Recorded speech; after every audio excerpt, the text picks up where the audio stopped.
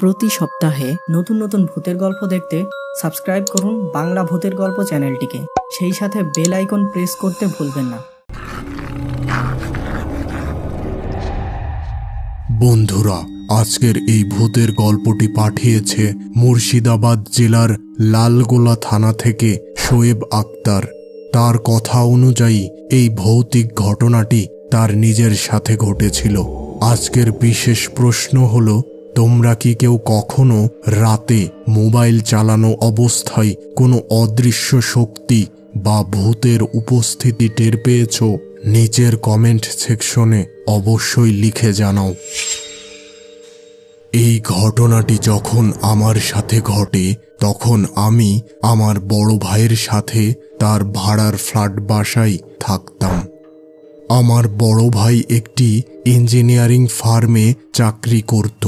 ওই ফ্ল্যাটে আমি ও আমার বড় ভাই এই দুইজনই থাকতাম।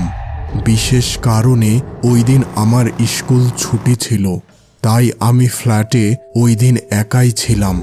বিল্ডিংয়ের নিচে আমার এক বন্ধুর সাথে কথা বলার সময় তাকে জানালাম, আজকে তো আমাদের স্কুল ছুটি আর আমার বড় ভাইও অফিসে, ফ্ল্যাটে আমি একা আছি, চল আমার সাথে দুইজন চেস খেলবো, অনেক মজা হবে।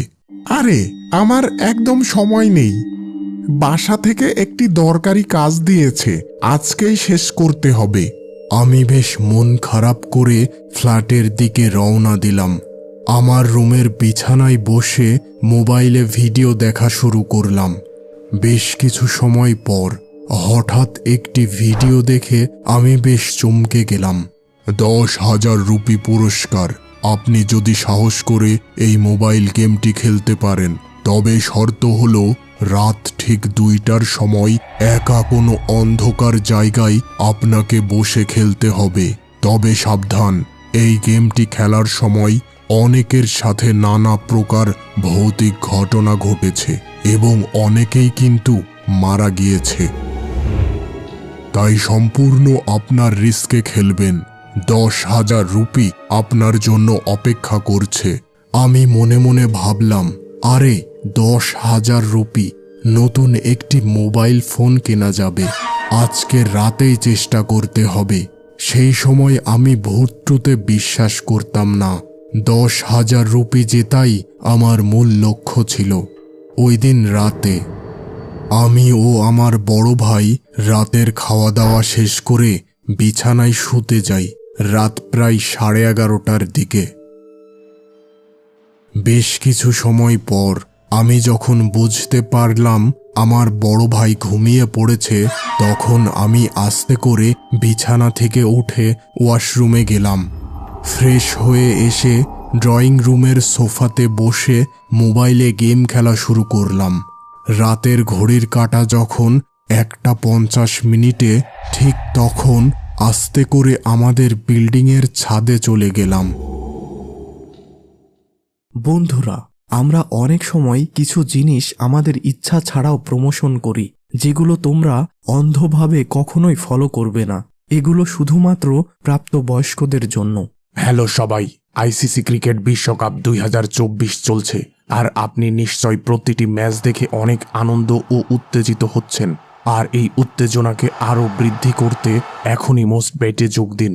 এখন আপনার কাছে রয়েছে একটি বিশেষ সুযোগ। এখানে আপনি আনলিমিটেড বোনাস পেতে পারেন। প্রথমবার ভাগ্য আপনার সাথে না থাকলেও এখানে আপনি আপনার ডিপোজিট ফেরত পাবেন। এই অনন্য সুযোগটি মিস করবেন না। আজই এখানে নিবন্ধন করুন এবং সুবিধাগুলি উপভোগ করা শুরু করুন। এখানে আছে একটি বিশাল গেমের লাইব্রেরি, পিনকো, অ্যাভিয়েটর, আন্দার বাহার বা জনপ্রিয় favourite crash x, jet x এবং আরও অনেক ধরনের বিনোদনমূলক গেমস।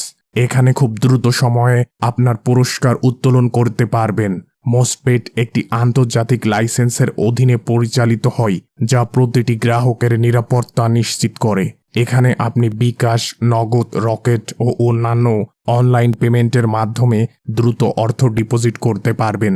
এখনই নিবন্ধন করুন এই প্রোমো কোড ব্যবহার করে এবং পেয়ে যান একটি দুর্দান্ত স্বাগতম বোনাস ও বেশ কিছু ফ্রি স্পিন। তাই আর দেরি কিসের? দ্রুত এখানে নিবন্ধন করে আইসিসি এর বিশাল ক্রিকেট বিশ্বকাপ উপভোগ করুন। ছাদের এক কোণায় বসে যখন গেমটি খেলতে যাব, এমন সময় মনে হলো সামনে কোনো কালো ছায়া দ্রুত হেঁটে গেল। মনে কিছুটা ভয় পেলাম।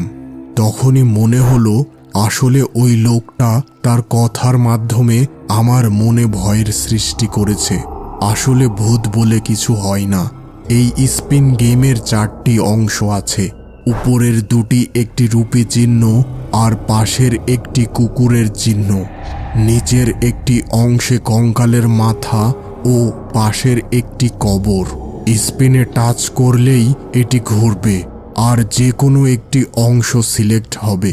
আমি যেই ওই স্পিনে টাচ করতে যাব, এমন সময় দূর থেকে এক শেয়ালের করুণ ডাক ভেসে আসলো আর আশপাশ থেকে কি একটা অস্পষ্ট ফিসফিস শব্দ কানে আসতে লাগলো। এবার সত্যি সত্যি আমার ভয় করতে শুরু করলো। স্পিনের উপরে যেয়ে আমার হাত কাঁপতে লাগলো, কিন্তু সমস্ত ভয় উপেক্ষা করে আমার হাতের আঙ্গুল মোবাইলের স্ক্রিন স্পর্শ করলো আর সাথে সাথে স্পিনটি ঘুরতে শুরু করলো।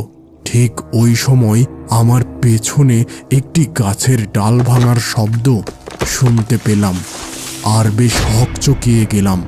ভীষণ ভয়ে মোবাইল ওইখানে ফেলে রেখে আমি দৌড় শুরু করলাম আমাদের ফ্ল্যাটের উদ্দেশ্যে। কিছু সময়ের মধ্যেই পৌঁছে গেলাম আমাদের ফ্ল্যাটে, কিন্তু আমাদের ফ্ল্যাটের প্রধান দরজার কাছে যা দেখলাম তা দেখে আমার মুখ থেকে এক বিকট চিৎকার বেরিয়ে এলো আর সেই সাথে আমি অজ্ঞান হয়ে গেলাম।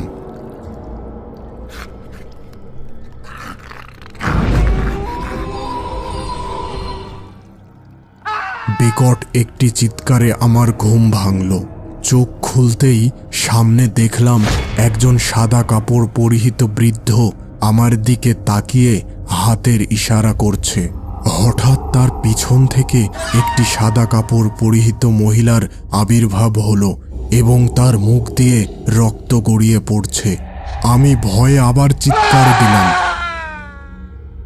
এবার সামনে থেকে আমার বড় ভাই বলল, আরে কি হলো, ভয় পেলি আবার? রাতে তোর চিৎকার শুনে দেখি তুই প্রধান দরজার কাছে অজ্ঞান হয়ে পড়ে আছিস।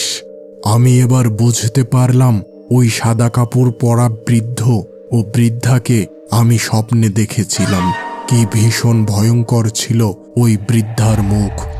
ভাবতেই আমার শরীরে এক ঠান্ডা স্রোত বয়ে গেল। পরে জানতে পেরেছিলাম কিছু বছর আগে এই ফ্লোরের একটি ফ্ল্যাটে একটি বৃদ্ধ ও বৃদ্ধা বসবাস করত। শেষ বয়সে তারা একেবারে সাইকো হয়ে গিয়েছিল। তারা প্রায়ই তাদের ফ্ল্যাটে মানুষ ডেকে এনে তাদের হত্যা করত। পরে তারা নিজেরাও নিজেদের শেষ করে দিয়েছিল। এরপর থেকে গভীর রাতে আমাদের ফ্লোরে নানা প্রকার অলৌকিক ব্যাপার ঘটতে থাকে। অনেকেই আমার মতো এর সাক্ষী হয়েছিল। কিছুদিন পরই আমরা এই ফ্ল্যাট ছেড়ে অন্যত্র চলে যাই।